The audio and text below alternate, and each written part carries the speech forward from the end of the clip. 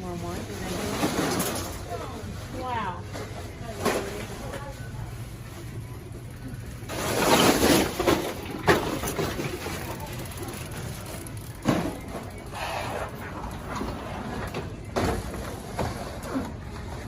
Man on vacation realizes that he forgot to pack himself his own toothbrush, so he decides to go into a local CVS and get himself an electric toothbrush. Fancy kind of guy. When he notices another customer bagging up wine bottles at this CVS and just walking out of the door, he goes up, buys his toothbrush, and then goes on to the grocery store to do what a lot of us do, which is get bottles of water and snacks so you don't have to pay those outrageous hotel minibar prices. But then he realizes that there's another customer in this store stuffing a suitcase full of groceries and then waltzing right out the front door. So when he goes up to the clerk of this second store, he asks her, "Is paying optional in this city? I've never been here before." And she responds to him, "Welcome to San Francisco." This is the state of San Francisco right now. Ever since 2014, when Prop 47 passed, which, among other things, made shoplifting, as long as you steal under $950 worth of stuff, a misdemeanor, and this was compounded by Chesa Boudin's election because he refuses to prosecute any level of shoplifting, it appears. This is what people have to deal with, and there are dire consequences to these actions. Now, this is the video that is making the rounds right now across the internet, and it's ginning up a lot of outrage and confusion outside of the San Francisco area. However, unfortunately for the people that are upset by this, that are confused by this is the norm in that city. There are dozens of videos on the internet right now of similar, if not worse, shoplifting episodes in that city. Now, you might be saying to yourself, Sean, wasn't this resolved before when all the retailers kind of united with one another and they decided that they were going to prosecute when they caught shoplifters in order to deter this thing from getting out of hand? Even though each individual shoplifting case might cost the store more to prosecute than it would in the merchandise stolen, because, overall the deterrent effect would prevent them from losing money in the long run. And I'd say, yeah, sure, if you're looking at this in a logical way, but what you're failing to see is the attitudes behind the people who voted for Prop 47, because they are under the impression that all these shoplifting videos that you're watching on the internet are not actually criminals committing crimes. They're all Aladdin stealing bread for their family. You see this video right here? I've altered it with left-wing visual technology so that you can see it how they see it. This guy right here, obviously Aladdin. This other shoplifter, another Aladdin. Isn't it weird? Even this guy that approaches the person with the phone and appears to violently strike out at them, also an Aladdin. They're just people that you gotta look a little closer on because they're just trying to do the best they can. And what we're doing by trying to have a stable society is criminalizing poverty. There's another Aladdin. There's an Aladdin stealing makeup. There's another Aladdin just trying to do the best they can because they don't got their genie, they used up all their wishes, and we know there's no class mobility in Agrabah, so even though Aladdin became a prince at the end of the movie, he's back in poverty and now he's stealing stuff in San Francisco. Everybody feel bad for Aladdin as they bankrupt the area and make everybody else poorer through their actions, because, didn't you love that movie? Didn't you feel bad for Aladdin? Didn't you see the tatters in his clothes? Remember when he gave food to the little kids, the little poor kids with the big eyes, the Disney eyes? I mean, honestly, I already made a video talking about Seattle, proposing a very similar law to what was passed in San Francisco, that this idea that criminalizing shoplifting hurts the poor in the long term is absolutely insane. If you believe this, then you must have went to some university and got a degree in worthlessness, because you have to be a certain level of educated to be that stupid.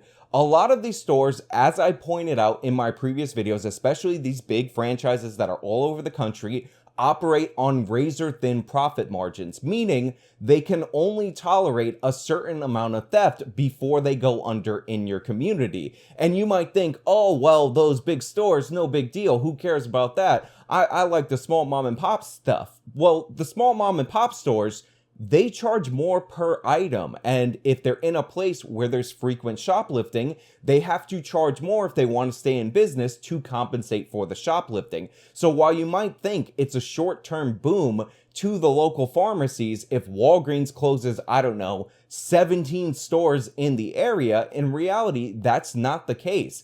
It's just prolonging the agony in these communities, not to mention that these places employ people who are low income. The drugstore is the third Walgreens to close in San Francisco this year, and there's real concern that the people who live there are losing an important resource for their neighborhood.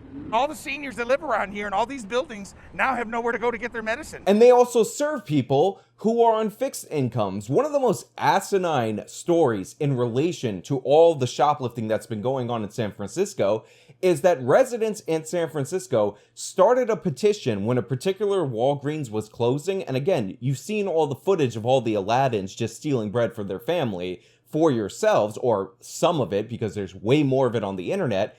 And they petition not the district attorney to actually prosecute shoplifting.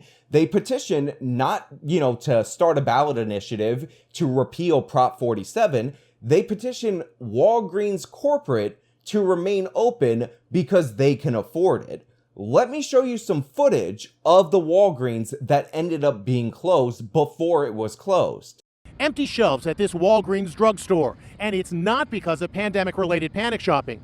Now the store is closing due to what local reports are calling a spree of rampant shoplifting. The empty shelves you're looking at are not pandemic related. What ended up happening is that these items were stolen so often, way quicker that they could be replenished, that's what you see when you go into the Walgreens. And Walgreens realized that they were just losing more money restocking the items just to have them stolen again than they would lose if they didn't sell anything on these shelves. So they determined that this empty shelf space, which would be considered alien in any other type of retail business, was cheaper and more affordable than actually stocking it based on the number of thefts that they had in this particular Walgreens. And people were mad at Walgreens for closing that location when this business became unsustainable. The people who are to be blamed for seniors not being able to get their prescriptions, seniors that are often immobile in this situation, is not Walgreens. It's the district attorney of San Francisco, but it's also the voters of San Francisco, and it's also the government of California that allows any 5 idiots to get anything on the ballot to be voted on by an uninformed public. I've talked many different times about the distinctions between a republic and a democracy, and this is a perfect example of why you don't let democracy run amok. My rights should not be up for a vote. What the voters effectively did with Prop 47 is vote away the existence of their fellow citizens' property rights, and it's absolutely horrifying, and you're seeing the results of it.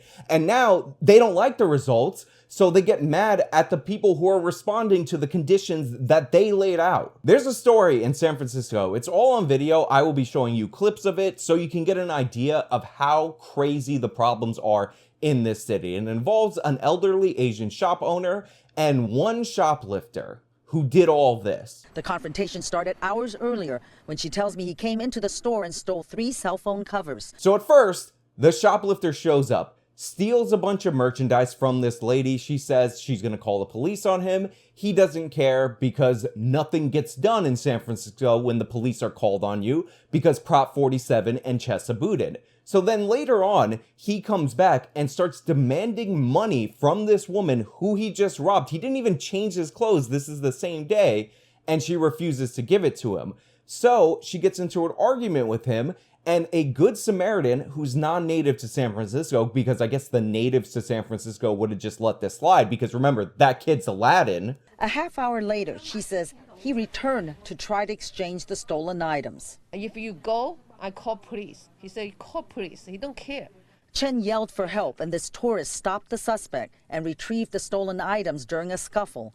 But the suspect hit the Good Samaritan and Chen before taking off. Gets involved, actually gets the merchandise back, gets punched in the face for his trouble, but it seems like all is good. No law enforcement, total lawless society. By the way, this kid is still not arrested at this point, which becomes crucial because later he came back into the store and pepper sprayed the old woman for revenge in a way to intimidate her to never interfere with shoplifters again. She's been there for like 30 years and she's being shook down by a 14-year-old that the people of San Francisco have convinced themselves is the lead of a Disney movie.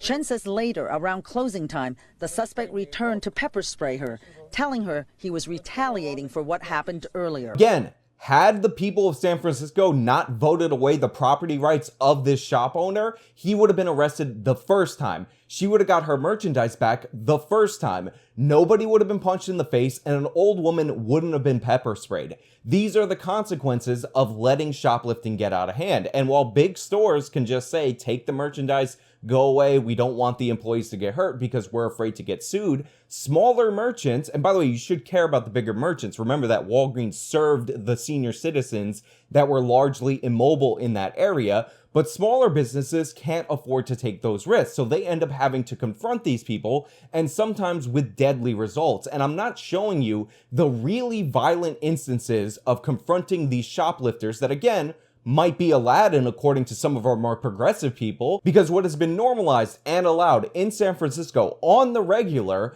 would get this video age restricted. So YouTube, the corporation, thinks that you seeing this is so bad, but the district attorney doesn't want to help the victims of these vicious, violent crimes. Because again, they're just Aladdin. When you confront Aladdin, you're stealing from those little cute kids, man. Like, look at all of these Aladdins across San Francisco that we would be hurting with our evil, corrupt criminal justice system. What do you want us to be? The Sultan? You want to be this guy? No, that's Aladdin. Aladdin all the way. But all joking aside, this couldn't be more serious. If you want to lift people out of poverty, if you want to help poor people, the worst thing you can do is become soft on property rights, and that's what's happening in San Francisco. And that's why these organized gangs of shoplifters are putting legitimate business people that serve their community out of business.